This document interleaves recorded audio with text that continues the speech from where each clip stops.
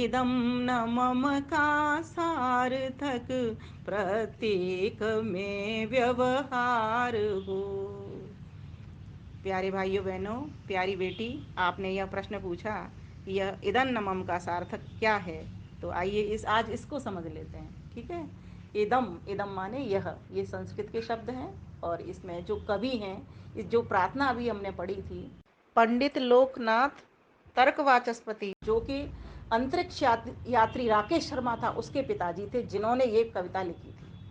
और वो आर्य समाजी थे, और आर्य समाज ही ऐसा ज्ञान दे सकता है, बच्चों को साइंटिस्ट तक बना सकता है। ये बात समझने की है। अब ये आपको कोई कभी किसी को भी बता सकते हो इस बात को कि राकेश शर्मा के पिताजी कौन थे और राकेश शर्मा कैसे अंतरिक्ष पर गया। तो वेद के भीतर विज्ञान है ना, विज्ञान को समझा। उसके पिता याज्ञिक थे, भक्तिमय गीत भी लिखते थे, कवि भी थे।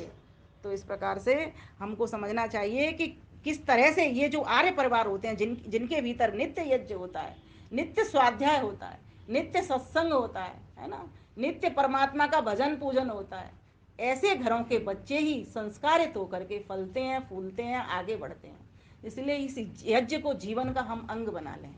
जैसे माता जी नित्य यज्ञ करती हैं, आप भी यहाँ माता पिता के साथ नित्य यज्ञ करो। और आपने तो सिर्फ 16 आहुति लगाने, हमने तो ये बड़ा कर दिया है इसलिए आपको इतना बड़ा लग रहा है। आप डेली तो आपने 16 आहुति लगानी है, और आपको तो याद भी है, और नहीं याद होंगी तो माता जी के साथ आप बैठ सकते हैं। आप इनके साथ 15 दिन बैठेंगे, आपको कंठस्थ हो जाए। छोटे बच्चों की तो इतनी अच्छी मेमोरी और वो सब होता है, समझने की शक्ति, कि बहुत जल्दी, और पढ़े लिखे बच्चे तो और भी जल्दी करते हैं। अब हमारे मंदिर में कुछ बच्चे आते हैं, वो बच्चे 2-2 महीने के भीतर इतने ट्रेंड हो गए हैं, बिना पढ़े, वो पुस्तक नहीं पढ़ते, वो उनको हिंदी इतनी अच्छी सी आती नहीं, संस्कृत आती नहीं है, लेकिन हमको सुन सुन के उच्चारण 2 महीने के भीतर बच्चों को पूरे मंत्र आ गए। हम 16 आहुति तो आपको इतनी जल्दी क्रमशः हो जाएंगी, नहीं तो वैसे भूलते रहते हैं। जब नहीं करते ना रोज रोज किसी काम को, तो भूल जाते हैं। विद्या तो आती ही अभ्यास से है। तो इसमें जो हमने प्रार्थना में एक शब्द बोला, इदम, इदम कहते हैं यह, न, नहीं, मम, मेरा, यह मेरा नहीं है। जब व्यक्ति को ये बोध हो जाता है कि यह मेरा नहीं है, ये संसार का जो कुछ है, चाहे व्यक्ति हो, चाहे वस्तु हो, चाहे स्थान हो, है ना, धन दौलत हो, हम सभी जानते हैं कि ये हमारा नहीं है। कैसे जानते हैं? क्योंकि नित्य दुनिया में देख रहे हैं कि जो व्यक्ति आता है वो खाली हाथ आता है, और जाता है तो वो खाली हाथ चला जाता है। तो किसी न किसी का तो है, कोई ना कोई तो इसका मालिक है। तो वो सबको ये भी पता है कि एक एक मालिक सबका भगवान है ना। उस भगवान के कारण ही हमारा ये शरीर हमको मिला है, क्योंकि हम तो शरीर है नहीं, हम तो कौन है? आत्मा है। कौन है हम? आत्मा। आत्मा का एक नाम इंद्र है, एक नाम होता है, एक वसु है ना। इस प्रकार से इंद्र, आत्मा के बहुत सारे नाम हैं। तो मैं इंद्र हूँ। इंद्र कहते के साथ ही मेरे भीतर एक शक्ति आती है कि मैं ऐश्वर्यशाली हूँ, मैं ऐश्वर्यों को प्राप्त कर सकता हूँ, मैं यश को प्राप्त कर सकता हूँ, मैं कीर्ति को प्राप्त कर सकता हूँ, मैं संसार के धन दौलत को प्राप्त कर सकता हूँ।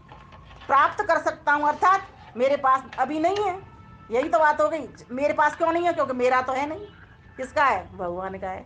जब भगवान का है और मैं प्राप्त कर सकता हूँ, तो मैं भगवान से प्राप्त कर रहा हूँ।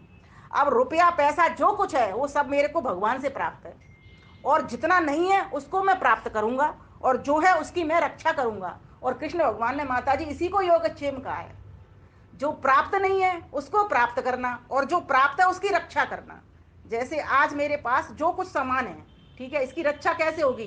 जैसे मेरे पास आज ज्ञान है, इसकी रक्षा कैसे होगी? मैं अपने बच्चों को दे दूंगा। मैं तो चला जाऊँ, ये शरीर तो चला जाएगा ना, मेरा शरीर तो सदा रहना नहीं है, माता जी का शरीर तो सदा रहना नहीं है।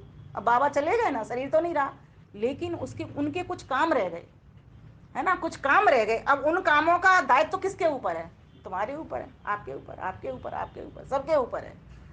जो जो जब तक है उनके कामों को जो वो किया करते थे, जैसे एक उम्र होती है 50 वर्ष के बाद में, गृहस्थी के काम से जब तुम निपटने लगो, तो कुछ समाज के लिए करो, कुछ राष्ट्र के लिए भी करो। तुम सारा टाइम तो अपने लिए करते रहे गृहस्थ में, क्योंकि इतनी जिम्मेवारियां आ जाती हैं कि व्यक्ति समाज के लिए, राष्ट्र के लिए सोच नहीं पाता। बहुत से संस्कारी बच्चे ऐसे होते हैं कि गृहस्थी में से भी वो राष्ट्र और परिवार के लिए सोचा करते हैं, लेकिन फिर भी परमात्मा ने इतनी छूट दे दी, कोई बात नहीं, तुमने गृहस्थी तक तो अपना निर्वाह कर लिया, अब आगे का जो तुम्हारा समय है वो कैसा हो? परिवार से उठ करके राष्ट्र और समाज के लिए होना चाहिए। अब आपका जो समय है वो कौन सा काल है? वो ब्रह्मचर्य का काल है, मीन्स ज्ञान लेने का काल है ना। तो ज्ञान लेने के काल में क्या करोगे? अब आप ज्ञान ले रहे हो, पढ़ रहे हो, और आपका इतना सा ही है, इससे अधिक नहीं। ईमानदारी से पढ़ रहे हो और इस ज्ञान को अपने स्टूडेंट्स को भी पढ़ाओगे, अर्थात बताओगे कि कैसे कैसे मैं आगे बढ़ी। ये बताते हैं ना, कई बार इंटरव्यू लेने वाले आते हैं, उनको बताया जाता है ये ज्ञान मेरा नहीं है, इदम न मम, ये ज्ञान भी मैंने लिया है। कहाँ से लिया है? पुस्तकों से लिया है। और कहाँ से लिया है? मैंने अपने माता पिता से लिया है। और कहाँ से लिया है? मैंने अपने दादी दादा से लिया है। और कहाँ से लिया है? मैंने पूज्य जनों से, गुरुजनों से लिया है। विद्यालय में जब गए थे तो उनसे लिया था। तो ये ज्ञान मैंने और कहाँ से लिया है? प्रकृति से लिया है। पदार्थों को देखा है ना, वृक्षों को देखा है ना, नदियों को देखा है ना, इन सबसे ले रही हूँ कि किस तरीके से ये बांटने में लगे, इनसे सबसे लिया है। तो मेरा नहीं है, इदम न मम, यह मेरा नहीं है और सिर्फ मेरे लिए भी नहीं है। अब इसका दूसरा अर्थ, यह मेरा नहीं है और सिर्फ मेरे लिए भी नहीं है। क्यों? क्यों मेरे लिए नहीं है? क्योंकि मैं पशु नहीं हूं, मैं पक्षी नहीं हूं, मैं मानव हूं। और मानव का एक सूत्र आता है, मत्वा कर्माणि सिद्ध्यति। मानव तभी मानव है जो मनन करते हुए, चिंतन करते हुए और अपने कार्य में दक्ष होता है, कार्यों को करता है।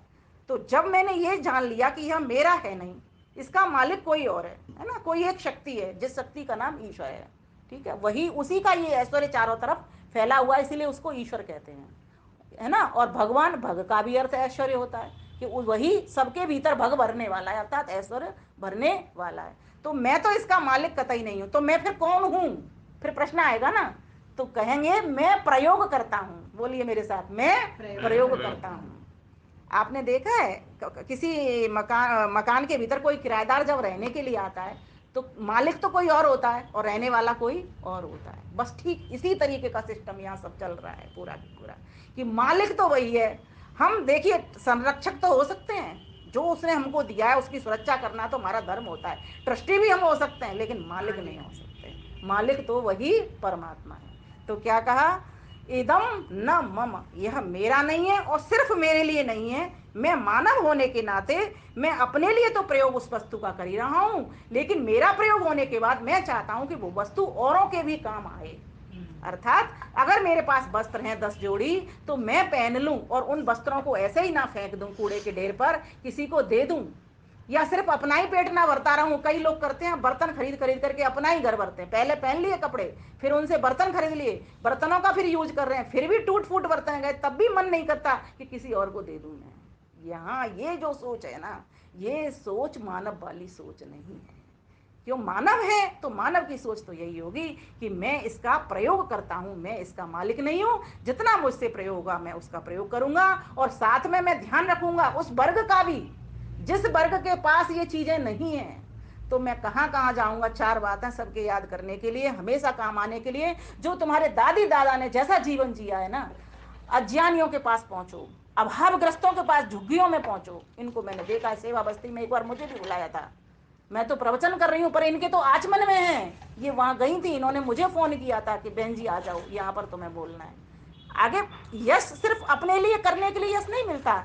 मेरा तो नाम, इनका तो नाम हो रहा है, इनको क्या आवश्यकता है? ये चाहती हैं कि मैं आऊं, मुझे भी यश वो देना चाहती हैं। यहाँ तक की भावना काम करनी चाहिए। ये बुजुर्गों की आपके पास विरासत है, ये विरासत आपको आगे लेकर के चलनी ही होगी। तब जाकर के आप अपने संस्कारों की, अपनी संस्कृति की, अपने बुजुर्गों की चीजों की आप सुरक्षा कर सकते हैं। तो यहाँ पर यही कहा है कि ये जो सामान है आज, ये मेरे पास, ये जो फ्लैट है, ये सब कुछ है, ये मेरा नहीं है, ये ईश्वर का है। और ईश्वर से भी प्राप्त किया, मेरे माता पिता का है। कुछ लोग ये भी गर्व करते हैं कि मैंने कमाया, मेरे माता पिता ने तो मुझे कुछ नहीं दिया। अरे तुम्हें इतना सुंदर मानव बना करके, इतना सुंदर रंग रूप बना करके तुमको इस धरती के ऊपर उतार दिया माता पिता ने, तुम कहते हो मुझे कुछ नहीं दिया। इसकी कीमत लगा करके तो देखो एक बार, लगाइए इसकी कीमत। कोई आपसे कहे मैं तुमको 1 करोड़ रुपए दूंगा, दो दो हाथ दे दीजिए, आप देने तैयार हो गए? हरगिज नहीं होगे। तो 2 करोड़ हो गए ना। अगर आपको कोई कहता है कि मैं 10 अरब रुपए दूंगा, दोनों आंखें निकाल के दे दीजिए, आप दोगे? नहीं दोगे। तो ये कितना बहुमूल्य शरीर तुम्हारे माता पिता ने दे दिया। मैं कहती हूँ, चाहे तुम्हारे माता पिता ने तुमको कोई भी धन नहीं दिया, लेकिन तुम्हें पाला, तुम्हें बुरी नजर से बचाया, तुमको जो बचपन में संस्कार दिए, ठीक है, ठीक है, वो असमर्थ हो गए, उनके पास इतनी शक्ति नहीं रही कि वो तुमको और कुछ दे पाते, लेकिन जितना दिया, और आज तक भी एक चीज वो दे रहे हैं, आपको पता होगा वो क्या दे रहे हैं? वो आशीर्वाद दे रहे हैं। आप कुछ भी उनसे नहीं ले रहे, आपका कोई संबंध नहीं, लेकिन आपको वो आशीर्वाद फिर भी बैठे बैठे, चारपाई में बैठे बैठे दे रहे हैं कि मेरे बच्चे खुश रहे, बहुत सारे दृष्टांत आते हैं, इस पर बहुत सारी कहानी आती है। मेरा विषय ये नहीं है, क्योंकि यहाँ पर सभी समझदार हैं, परिवार एकदम धार्मिक है और याज्ञिक है, वैदिक है। बस इसको हमको बढ़ाना है, जो काम हमारे पूर्वजों ने किया इस विरासत को हमको बढ़ाना है। और सच में बुजुर्गों को जो खुशी मिलती है वो इसी काम से मिलती है कि मेरे बच्चे मुझसे आगे बढ़ रहे हैं। कोई भी पिता कोई भी पिता तब तक संतुष्ट नहीं होता जब तक उसका बच्चा उससे आगे नहीं बढ़ जाए, लेकिन बाहर वाला व्यक्ति कोई नहीं चाहता कि इसका बच्चा आगे बढ़ जाए। और माता पिता हमेशा अपने से कभी भी अपने बच्चे से कंपटीशन नहीं करता, वो ये चाहता है कि मुझसे आगे बढ़े। ये हकीकत है, आप देख रहे हो, आप भी चाहते हो कि मेरे बच्चे मुझसे आगे बढ़े। तो हर चीज में चढ़ बढ़ने चाहिए, सिर्फ पढ़ाई का क्षेत्र नहीं, संस्कारों का भी क्षेत्र है, धर्म का क्षेत्र भी, कर्म का क्षेत्र भी, हर प्रकार के तरीके से मुझसे आगे मेरा बच्चा जाए। तो उसके लिए आपका कर्तव्य बनता है, और कर्तव्य नहीं, मैं तो कहती हूँ परम धर्म बनता है कि इन बच्चों को वो चीज दो जैसे कि आपके माता पिता ने आप तक पहुंचाई, आपके दादा दादी ने आप तक पहुंचाई। अब आपका काम बनता है कि आप उसको आगे लेकर के चलो। तो नित्य यज्ञ करें, नित्य वेद पाठ करें, नित्य सत्संग करें। सत्संग, सत्य का संग, दादी सत्संग है पूरी, है ना। जरूरी नहीं होता कि आप ईश्वर के पास, क्योंकि अभी हमारी उतनी योग्यता नहीं बनी, इतनी पात्रता नहीं बनी, इतनी क्षमता नहीं बनी कि हम ईश्वर को सब वस्तुओं में हर स्थान पर अनुभव कर सकें। लेकिन हमारी इतनी पात्रता योग्यता तो है कि हमारे पास ग्रंथ हैं, हमारे पास संत हैं। संत हैं, ये संत होते हैं, माता पिता से बड़ा कोई भगवान नहीं होता। भगवान है माना कि, लेकिन इस संसार में जितने भी संबंधी हैं, रिश्ते नाते हैं, उन सब में माता पिता ही सबसे बड़ा माना जाता है। उसके बाद फिर मूल तो भगवान है ही, वो तो सभी को बना ही रहा है। तो यहाँ पर यह कहने का मतलब है कि हम ये जानें कि यह मेरा नहीं है और सिर्फ मेरे लिए नहीं है। यह जो तन है, ये जो मन है, ये जो धन है, यह सब सभी के लिए है। तभी जा करके मैं मनुष्य कहला सकता हूँ। और इस पंक्ति को जो कि मैंने कहा इदम न मम, इसको सार्थक कर सकता हूँ। भगवान से प्रार्थना करती हूँ सबका जीवन सफल हो, इस वेद ज्ञान की ओर चले, इस यज्ञ ज्योति की ओर बढ़े, इस योग ज्योति के पथ पर बढ़े। इस प्रकार से हमारा जीवन हो, और सिर्फ अपने लिए ना हो, समाज के लिए भी हो। क्योंकि सभी पशु पक्षी तो अपने लिए करते हैं। आहार निद्रा भय मैथुनम च सामान्य में तत्पशुए निराणम। ये जो आहार निद्रा, भोजन ग्रहण करना, नींद लेना, भय करना और संतति पैदा करना, ये चार काम तो कोई भी कर लेता है। मनुष्य तो तभी मनुष्य है जब वो अपने से ऊपर उठ करके संसार के लिए करे। क्योंकि एक गेहूं का दाना भी पैदा होता है तो भी उसमें चार हाथ लगे होते हैं। सर्वप्रथम तो किसान बीज बोता है, खाद कहीं और से आता है, किसान से फिर फैक्ट्री का मालिक लेकर के जाता है, व्यापारियों के पास जाता है, फिर आटे की मिल में पहुंचता है, आटे की मिल से फिर आटा घर में आता है, फिर उसमें माता का हाथ लगता है, फिर उसको बच्चे ग्रहण करते हैं। कितने हाथों के बाद में जाकर के वो अन्न हम तक पहुंचता है। इसका मतलब क्या हुआ, जब हमने पाया सबसे है तो हमारा क्या कर्तव्य बनता है कि हम सबको देने वाले बने। तब जाकर के मानव जीवन सार्थक है, और तब जाकर के ये उक्ति भी सार्थक है, स्वाहा, स्व को आहुत कर देना। यह मेरे लिए नहीं है, यह तो सबके लिए है। और ये यज्ञ भी सबके लिए है, इसीलिए मैं कर रहा हूं।